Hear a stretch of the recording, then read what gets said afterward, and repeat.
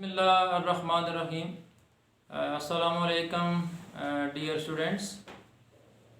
Today I am going to talk about an important question, that is stanza explanation. Most of the students, they ask how to give reference, how to explain a stanza, and how to divide this question.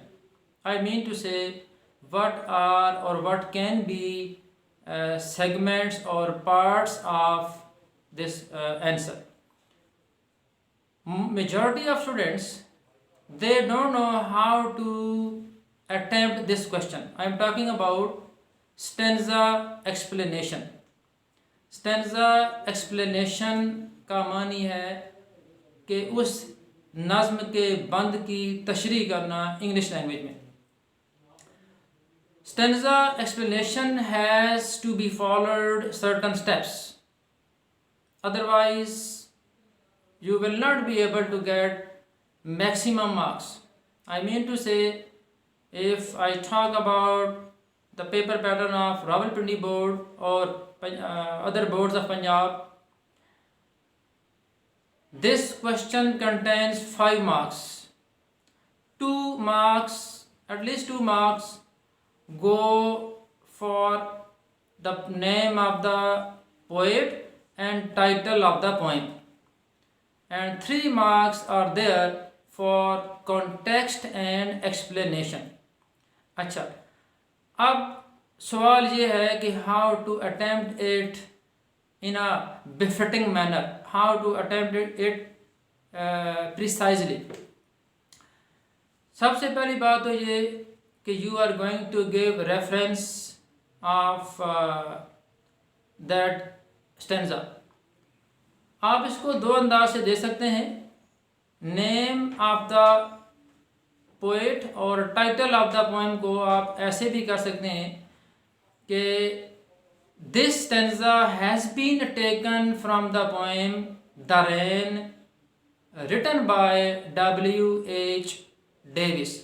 अच्छा, अब आपने करना ये होता है कि जो poem का टाइटल है वो बेहतर है उसको आप इन्वर्टेड कॉमास में कर दें और पोएट को लिखते हैं वैसे. दूसरा तरीका ये भी सही है कि अगर आप हेडिंग दे दें title of the poem, poem का नाम आगे आ जाएगा, और नीचे नेक्स्ट लाइन में name of the poet, W.H. Davis की अगर आप पोएम की बात कर रहे हैं. देन जो तीसरा स्टेप होगा, टाइटल ऑफ द पोएम और नेम ऑफ द पोएट के बाद जो तीसरा स्टेप होगा वो होगा थीम या reference to the context. I mean to say कि आपने 3 to 5 लाइन्स ये बताना होता है कि पोएम के अंदर पोएट क्या बात कन्वे करना चाहता है, उस ओवरऑल उस पोएम का थीम क्या है. Don't exceed to 7 or 5 lines. इसके बाद बारी आती है स्टैंजा एक्सप्लेनेशन की. आप बाकायदा हेडिंग दे सकते हैं explanation of the given stanza या गिवन लाइन्स. अब आप उसके अंदर वो सारी बातें डिस्कस करते हैं fluently. 1 page you may consume or 1.5 page, there is no limit.